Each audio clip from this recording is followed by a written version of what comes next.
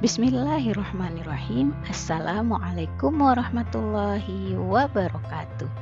Hai anak-anak, bertemu lagi dengan Ustazah di pembelajaran tematik tema 7.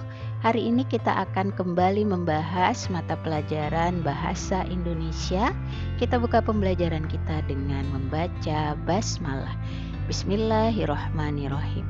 Ustazah berharap kalian hari ini dapat mengikuti pembelajaran dengan lancar dan selalu sehat walafiat. Oke anak-anak, hari ini kita akan membahas materi membandingkan informasi yang terdapat pada teks non-fiksi. Oke anak-anak, kita masuk ke tujuan pembelajaran. Apa sih tujuan pembelajaran kita pada hari ini? Tujuan pembelajaran kita adalah peserta didik dapat mengidentifikasi informasi dari suatu teks non-fiksi. Yang kedua, kalian dapat menentukan informasi baru dari teks non-fiksi. Oke anak-anak? Nah, seperti apa sih manfaat kita melakukan kegiatan membandingkan informasi sebelum dan sesudah membaca teks non-fiksi? Manfaatnya ada dua. Yang pertama, kalian dapat memastikan apakah informasinya benar. Yang kedua, kalian dapat menambah pengetahuan dari kegiatan tersebut. Oke. Nah, kita masuk ke materi pertama, yaitu memperkirakan informasi yang didapat dari teks non-fiksi sebelum membaca teks. Nah, anak-anak, apakah kalian pernah pergi ke toko buku? Oke, pasti ya, selalu. Sering sekali pastinya kalian ke toko buku. Nah, biasanya buku-buku yang ada di sana itu masih tersegel dengan rapi, masih terbungkus plastik. Ya, sehingga kita tidak bisa membukanya. Kalau kita membuka berarti kita harus membelinya. Nah, saat buku tersegel, kamu tidak dapat membaca keseluruhan isi buku tersebut. Yang pasti kalian hanya bisa membaca halaman depan dan halaman belakang saja. Nah, kita dapat memperkirakan informasi yang terdapat dalam buku dengan cara apa? Dengan cara membaca judul bukunya. Nah, judul buku ini biasanya mencerminkan isi buku tersebut. Nah, sama juga ya dengan buku ya. Sebuah teks non-fiksi baik dari media cetak atau dari media elektronik itu dapat kita perkirakan isi informasinya. Nah, seperti apa memperkirakan informasi yang didapat dari teks non-fiksi sebelum membaca teks? Ya, urutannya adalah yang pertama, kalian memperkirakan informasi teks non-fiksi. Berikutnya, yang kalian lakukan adalah membaca judul teks non-fiksi. Yang terakhir, kalian mencocokkan hasil perkiraan dengan membaca teks non-fiksi. Jadi jangan kalian baca dulu, tapi kalian lihat judulnya, lalu kalian pikirkan apa kira-kira yang berhubungan dengan itu. Nah, seperti contoh di bawah ini, ya, coba kalian perhatikan judul berikut. Nah, judulnya adalah toleransi antar umat beragama. Nah, coba dapatkah kamu memperkirakan informasi dari judul tersebut? Ayo, kira-kira apa kira-kira informasi yang kalian dapat tuliskan di judul ini? Iya, berdasarkan judul di atas, kita dapat memperkirakan informasi seperti pengertian toleransi dan contoh perilaku yang menunjukkan toleransi. Nah, ini ya, artinya kalian memperkirakan informasi yang berdasarkan judul dari teks non-fiksi. Oke, yuk kita sekarang berlatih. Di sini ada judul teks dan berikutnya ada perkiraan isi teks. Yuk sama-sama kita perkirakan seperti apa isi teksnya. Judulnya adalah gaya judul teksnya. Sekarang perkiraan isi teksnya apa coba? Oke, Perkiraan isi teksnya bisa pengertian gaya dan macam-macam gaya. Oke, contoh berikutnya, virus corona. Nah, perkiraan isi teksnya apa coba? Iya, asal virus, tanda-tanda terinfeksi, dan cara mengatasinya. Berikutnya, indahnya keragaman budaya negeriku. Nah, perkiraan isi teksnya apa? Oke, bisa pengertian budaya dan jenis-jenis budaya. Oke, anak-anak, sudah bisa ya memperkirakan informasi berdasarkan judul dari teks non-fiksi? Oke. Nah, berikutnya kita masuk ke materi kedua, menemukan informasi dalam teks non-fiksi.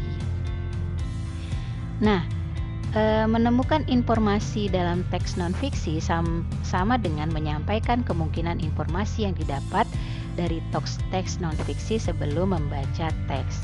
Nah, seperti apa? Ya, ada dua cara.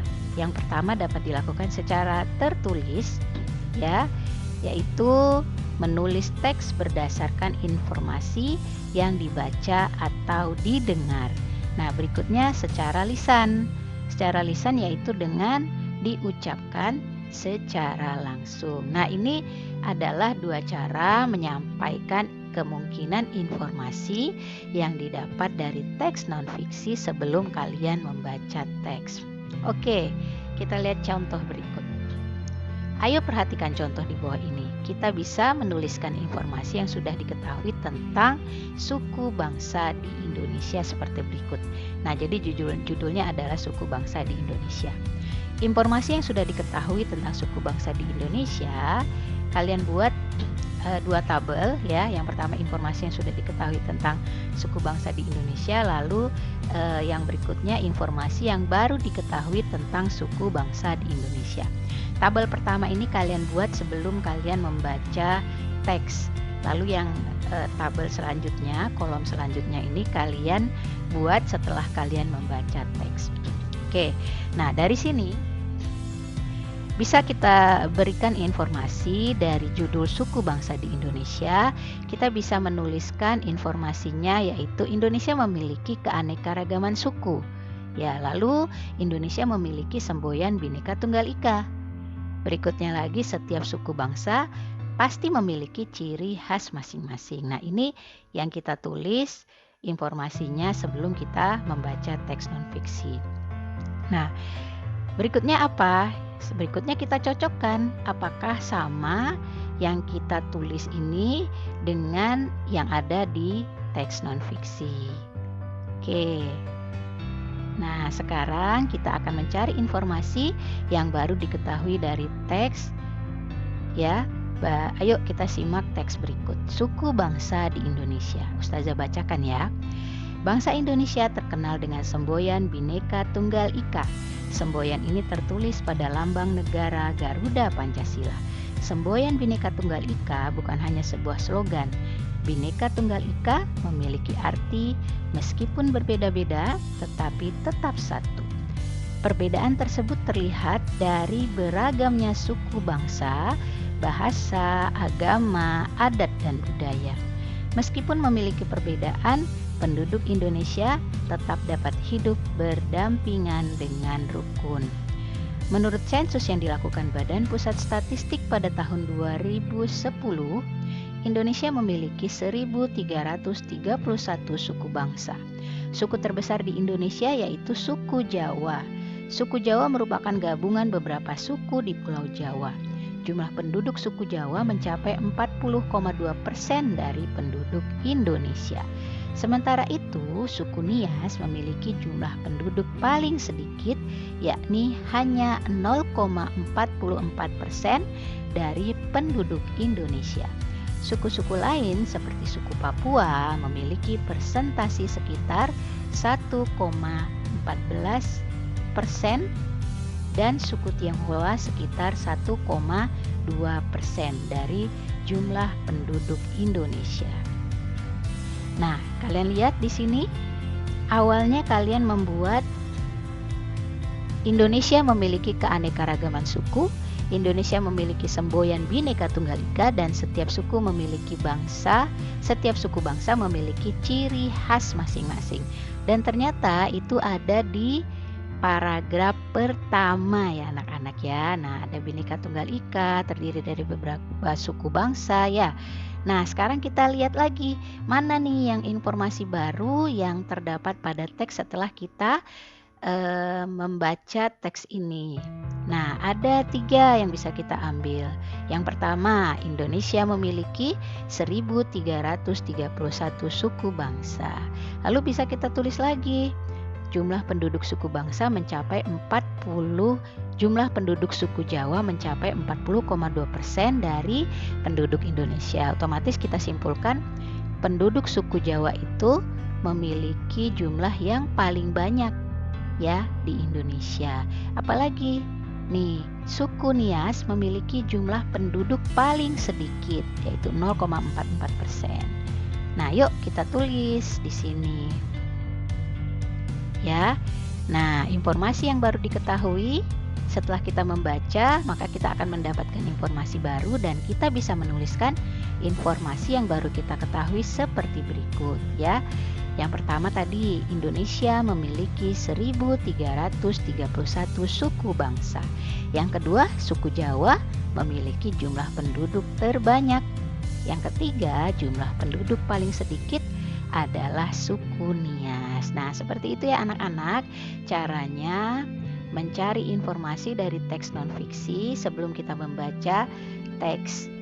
Baru kita lihat apakah sama, kita cocokkan dan ternyata benar. Nah ya, oke anak-anak, ada pertanyaan? Nah, mudah-mudahan kalian bisa ya. Insya Allah hari ini belum ada latihan. Nanti insya Allah di pertemuan berikutnya Ustazah akan memberikan latihan untuk kalian. Oke, ini saja dari Ustazah. Jazakumullah khairan katsir. Semoga pembelajaran pada hari ini ada manfaatnya dan ingat, pembelajaran hari ini itu terus akan kalian dapatkan sampai nanti kelas 6. Wabillahi taufiq wal hidayah. Wassalamualaikum warahmatullahi wabarakatuh. Kita tutup dengan membaca hamdalah. Alhamdulillahirabbil alamin.